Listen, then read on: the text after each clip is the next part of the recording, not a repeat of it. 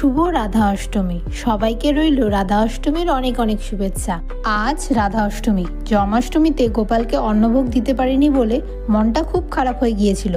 তাই আগে থেকে ভেবেই রেখেছিলাম যদি সম্ভব হয় রাধা অষ্টমীতে রাধাকৃষ্ণ দুইজনকে একসঙ্গে ভোগ নিবেদন করব। তাই যেমন ভাবা তেমন কাজ সবকিছু সম্ভব হতেই শুরু করে দিয়েছি আজকের রাধা অষ্টমীর ভোগ রান্নার তোড়জোড়। এরপর সমস্ত পদগুলির রান্না খুব ভালোভাবে সম্পূর্ণ হতেই রাধাকৃষ্ণকে প্রত্যেকটি ভোগ একে একে নিবেদন করা হলো।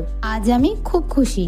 আচ্ছা, এবার বলো তো আজ রাধাকৃষ্ণকে কেমন দেখতে লাগছে, সাজানোটা কেমন হয়েছে? চলো এবার দেখিনি পুজোয় প্রসাদ এবং ভোগ হিসেবে কি কি ছিল। প্রথম থালাটিতে ছিল ফল এবং 5 রকমের মিষ্টি। দ্বিতীয় থালাটিতে ছিল লুচি, সুজি, তালের বড়া, তালের ক্ষীর আর সাদা ক্ষীর। আর সর্বশেষ থালাটিতে ছিল অন্নভোগ। তো ভিডিওটি কেমন লাগলো জানিও। ভালো লাগলে চ্যানেলটিকে সাবস্ক্রাইব করে একটু পাশে থেকো। রাধে রাধে।